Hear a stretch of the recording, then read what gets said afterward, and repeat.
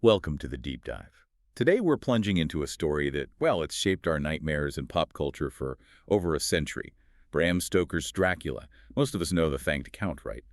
But have you ever considered the complex man who brought him to life? Or the deep societal anxieties of Victorian England that he poured into this novel? It's really fascinating, isn't it, how a single piece of fiction can become this mirror for an entire era's fears. You Yeah. have things like rapid technological change, shifting gender roles, anxieties about empire. What we'll unpack today goes way beyond just a simple horror story. It's about how a monster can, well, hold up a mirror to society itself. Absolutely. Yeah. So our mission today is to go beyond the capes and the fangs. We've pulled together a pretty rich stack of sources for this deep dive. We've got everything from detailed biographies, literary critiques, historical analyses, even some really interesting endless discussions. The goal is to reveal the surprising truths behind Stoker's life, the Victorian world he lived in, and, of course, the profound, multifaceted legacy of Dracula. By the end, you'll, I think, gain a whole new appreciation for why this particular vampire has sunk his teeth so deeply into our collective imagination. Ready to pull back the curtain? Let's do it. Okay, so let's start with the creator himself, Abraham Bram Stoker. He was born in Dublin, Ireland, 1847. Though, interestingly, some sources cite 1842. Right, but his early life was, well, far from ordinary. He was actually bedridden. Couldn't get out of bed until he was about 7 years old. Wow, that sounds like a really formative experience. It absolutely was. That sickly childhood, it really shaped his imagination. His mother, Charlotte, she kept him entertained by telling him these morbid stories. And these weren't just any tales. She'd personally lived through a cholera epidemic, the Great Famine. She'd seen death and disease firsthand. So she had real experiences to draw on. Exactly. And what's more, Stoker's childhood, it coincided with Black 47, which was the absolute worst year of the Irish famine, a time of just unimaginable suffering, mass emigration. He was exposed to these vivid images of, emaciated wraiths and skeletal famine poor. That kind of imagery sticks with you. So the darkness in Dracula, it seems like it was sown not just in Stoker's imagination, but in the terrifying realities his mother shared. That's a direct link, isn't it? Personal trauma feeding Gothic horror. Seems very likely. It's pretty incredible, then, that he made a full recovery. Went on to have this remarkable academic and athletic career studying mathematics at Trinity College, Dublin. He graduated with honors, played football, even presided over societies. But his path to literary fame wasn't exactly a straight line, was it? No, not at all. Before the theater world called, Stoker spent a whole decade as a civil servant at Dublin Castle. Apparently, his father helped him get the position. But his real passion was clearly somewhere else. He worked part-time, unpaid, as a theater critic for the Dublin Evening Mail. And he even published some early short stories like The Crystal Cup back in 1872. And this is where his life takes that truly pivotal turn. December 1876, right? Stoker writes a favorable review of Henry Irving's Hamlet. And that review sparked a friendship that basically changed everything. Stoker soon moves to London, late 1870s, becomes Irving's personal assistant and business manager at the prestigious Lyceum Theater. And he held that role for 27 years. It was an incredibly demanding job, essentially running Irving's life and career. Writing up to 50 letters a day, I read somewhere. Yeah, something like that. And accompanying Irving on these global tours, which, introduced him to the elite of Victorian London. It was during this time he married Florence Belcombe, too, and they had their only son, Irving Noel Thornley. That's right. Though it's worth noting, some accounts describe their marriage as more or less sexless. Makes you wonder about the dynamics there. It's amazing how much Stoker actually wrote beyond Dracula, though. His first novel, The Primrose Path, came out way back in 1875. He also wrote The Snake's Pass in 1890, a short story collection Under the Sunset in 81. And he really ventured into other Gothic and thriller novels, too. Yeah, like The Jewel of Seven Stars in 1903. That one's about Egyptian mummies, grave robbers. Some people actually call it a blast. Right. And then there's The Lady of the Shroud from 1909, which sounds a bit Frankensteinian, sort of a reanimation story. And this is where you see a real split in how his work was received. Take The Lair of the White Worm, published in 1911. That got wildly conflicting reviews. How so? Well, some thought it was pretty good, but others called it one of the worst books ever written. Quite a difference. Yeah, no kidding. Sure. Given that, you have to wonder, right? Was it just the writing style, or did Dracula tap into something fundamentally different that his other stuff missed? Because few of his other works have really endured. They often get criticized for, like, awkward writing, characters being cardboard thin, the moral concerns feeling dated. It really makes Dracula stand out as unique in his whole output. So What does that tell us about his creative process, maybe? Well, I think this really highlights something powerful about creative genius. Sometimes, a whole lifetime of work gets distilled into one singular, enduring masterpiece. It almost accidentally defines the artist forever. It's fascinating how much of Stoker's creative energy and lasting impact really funneled into that one iconic novel, despite him being pretty prolific in various forms of writing. Precisely. And speaking of Henry Irving, Yeah. it feels impossible to overstate his influence on Stoker, doesn't it? Oh, absolutely. Many believe Irving was the primary inspiration for Count Dracula's physical look: tall, lean, that aquiline face, thin lips, and his mannerisms too. But it goes deeper than just appearance, right? Oh, much deeper. It's widely believed, maybe strongly suspected, that Irving was the great love of Stoker's life. Really? Yeah, though this devotion seems to have been sadly unrequited. I mean, imagine this. Stoker even gave Irving a stage version of Dracula he'd written, hoping Irving would play the Count. And Irving's response: just one word. Dreadful. Ouch. Dreadful. That's gotta sting. Especially if, like you say, many believe Irving was the love of Stoker's life. Yeah. How do you even process that kind of rejection? It's a brutal detail, isn't it? But despite that, their professional and personal ties continued. They made numerous visits together: Bristol, Bath, right up until Irving died in 1905. It's quite poignant that Irving's supposed last words to Stoker were, "Take care of yourself, old chap. Good night. God bless you." Yet, despite that long association, Stoker was left nothing in Irving's will. Nothing at all. That's incredibly telling. Their friend, the novelist Hall Caine, he describes Stoker's feelings for Irving as the strongest love that man may feel for man. A really profound statement for the time. It really is. And tragically, after Irving's death, Stoker's own health just declined significantly.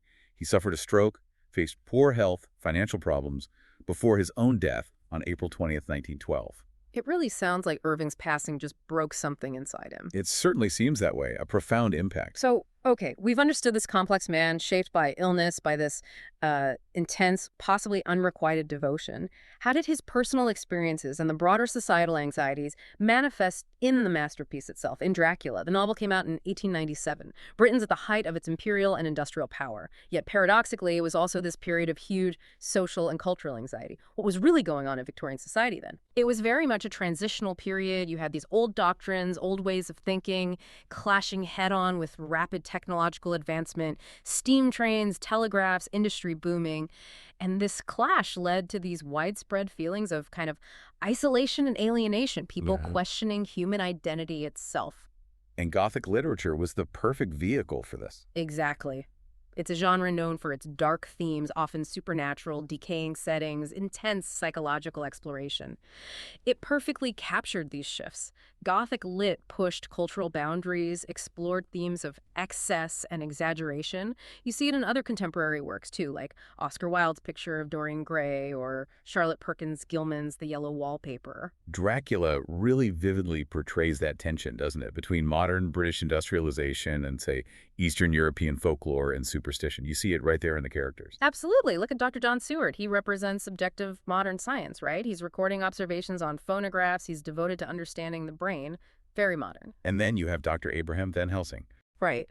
And Van Helsing, if we connect this to the bigger picture, he kind of embodies that Victorian struggle, doesn't he? Trying to reconcile new scientific understanding with these ancient, seemingly irrational beliefs. He's this man of many degrees, using all the cutting-edge telegraphs, typewriters, telephones, phonographs, Kodak cameras. They use all that in the fight against Dracula. But he also uses garlic and steaks. Exactly. He embraces the folkloric methods. He bridges that gap between the old and the new knowledge. In his Dutch background, that even subtly reinforces his role maybe as someone who understands the foreign threat from a slightly different perspective, given Dutch history. Beyond just science versus superstition, the novel also taps into these deep-seated fears of, well, reverse colonization, right? And a perceived decline of British racial purity. While the British Empire was expanding globally, bringing contact with all these diverse cultures, it also fueled anxieties about the other somehow invading their homeland. How does Dracula embody that specific fear? Well, Count Dracula is pretty much the perfect embodiment of this undesirable diversity, isn't he? He's unsettlingly at home in modern London. He's even seen just strolling down Piccadilly. Right in the heart of the empire. Precisely. And Jonathan Harker's initial observations back in Transylvania, they really highlight this British condescension and xenophobia. He makes comments about unpunctual trains the further east he goes, or his fascination mixed with apprehension about Transylvania's four distinct nationalities. Dracula's ambition is to settle in England. He studies English customs, learns the language, is excellent English with a strange intonation. It all feeds this Victorian nightmare of an other coming to conquer their homeland from within. And it's important to mention some critics have also pointed out subtle anti-Semitic themes in the novel, linking Dracula's appearance, his wealth, his sort of parasitic nature, to contemporary stereotypes. That's true. That interpretation exists. And the novel also reinforces xenophobic fears through how it portrays, say, the Romani people and Slovaks in the story. So it's really reflecting a whole spectrum of cultural anxieties about difference, isn't it? Not just one thing. Yeah, absolutely. And beyond these national anxieties, Dracula dives deep into sexuality and seduction topics that were highly taboo in Victorian society. The novel touches on things like non-procreative sexuality, abnormal sexuality, fellatio, bisexuality, incest, and the abuse of children, all through its metaphors related to blood and vampirism. It's pretty loaded stuff. Yeah, and this next point, for me, this really unlocks some of the novel's deepest secrets. It feels like Stoker wasn't just hinting at these taboos, was he? He was practically screaming about them, using the horror elements to discuss what was completely unspeakable in polite Victorian society. It's almost like he found this loophole, a way to talk about female sexual agency and male anxieties through horror. That's a great way to put it. Like Jonathan Harker shows this excitement over the prospect of being penetrated by the vampire women. Then Dracula's jealousy that follows has these really clear homoerotic undertones. And Lucy Westenra's character is incredibly fascinating here, too. Her constant blood loss, you can read that as a metaphor for a burgeoning sexual appetite, right? And her desire to marry 3 men that directly challenges Victorian ideals of female purity. The blood transfusions, too. Right. Her multiple blood transfusions, they symbolize sexual intercourse, suggesting promiscuity. And the novel also includes these 4 key scenes that critics often interpret as symbolic acts reflecting male dominance and societal fears around female sexuality. You have Arthur staking Lucy, Van Helsing destroying the vampire women in Dracula's castle, Dracula forcing Mina to drink his blood. Which leads to Mina's cry of unclean. Exactly. And Jonathan's conflicted reaction to the vampire women's advances earlier on, where he feels both desire and terror. In that homoerotic subtext, it gets heavily reinforced through Dracula's possessive claim over Jonathan, doesn't it? Lines like, "This man belongs to me." Yes, and I too can love. You yourselves can tell it from the past. Very intense. These themes feel deeply connected to Stoker's own life, maybe, particularly his fear and anxiety as a closeted homosexual man, especially during Oscar Wilde's very public trial around that time. It's hard not to see potential connections. His intense letters to Walt Whitman, for example, they highlight this internal struggle. There's that line, "How sweet a thing it is for a strong, healthy man with a woman's eye and a child's wishes to feel he can speak to a man who can be, if he wishes, father and brother and wife to his soul." Wow. That's powerful. This era also saw the rise of the new woman, this term for increasingly independent, educated women who are openly challenging traditional female roles. Yeah. The expectation that women should just be angels in the house. Right, a major societal shift. And Stoker explores this through Mina Murray and Lucy Westenra. They kind of represent different facets of this emerging ideal. Mina, she's portrayed as the moderate new woman, perhaps. She's intelligent, rational, she adopts modern skills like shorthand and typing, strives to be a partner to her husband. And ultimately, she becomes the leader, the organizer, in the fight against Dracula. Van Helsing even describes her as having man's brain and woman's heart. And significantly, Mina survives. Right. But in stark contrast, you have Lucy. She symbolizes maybe a more sexually liberal or rebellious new woman, her transformation into a vampire and her eventual, quite violent demise.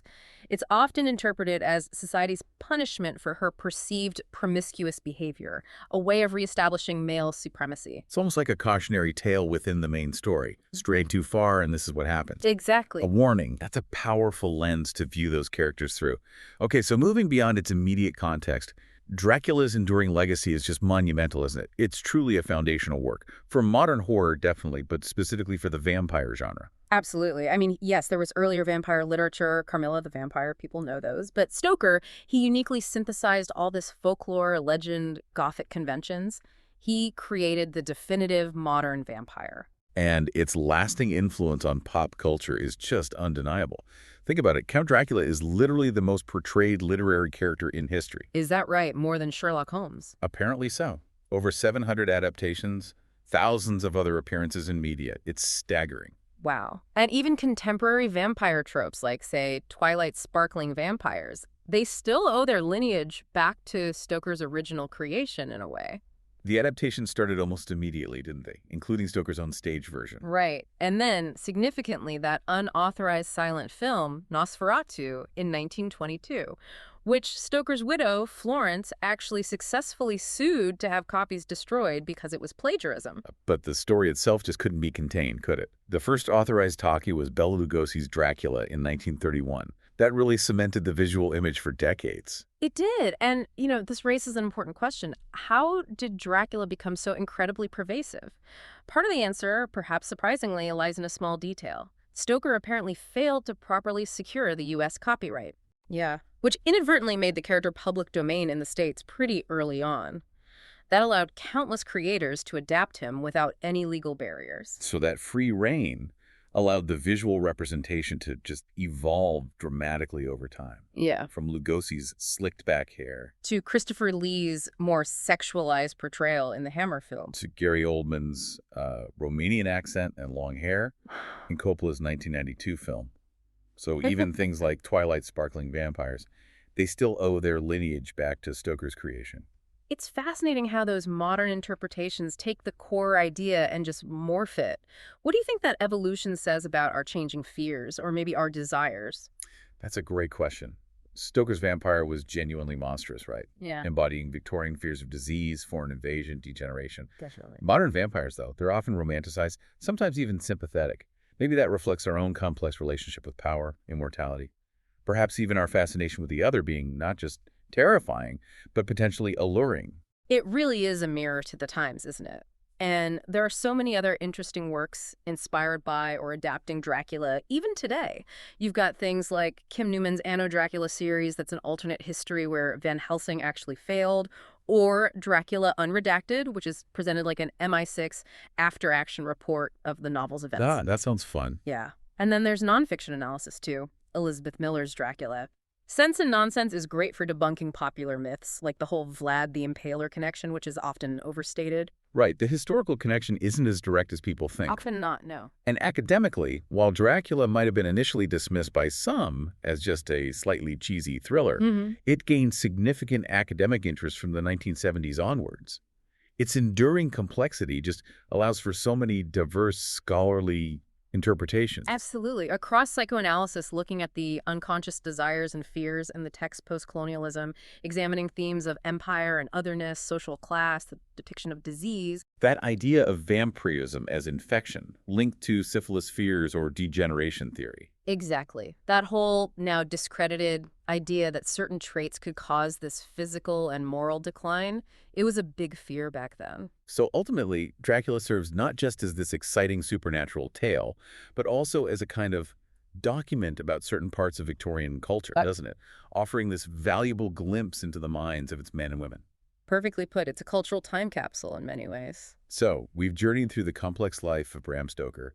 We've explored the deep societal anxieties woven into the very fabric of Dracula and witnessed its undeniable, ever-evolving influence on culture. It truly shows how literature can transcend its original purpose, doesn't it? Becoming this lens through which you can understand not just a historical period, but these enduring human fears and desires. So, what does this all mean for you, listening? Well, next time you encounter a vampire, in any form, film, book, TV show, maybe consider this. Given how deeply Dracula reflects the fears and desires of its time, what popular stories or characters today might serve as a similar lens for our own era's unspoken anxieties and cultural shifts? What are our modern monsters telling us about ourselves?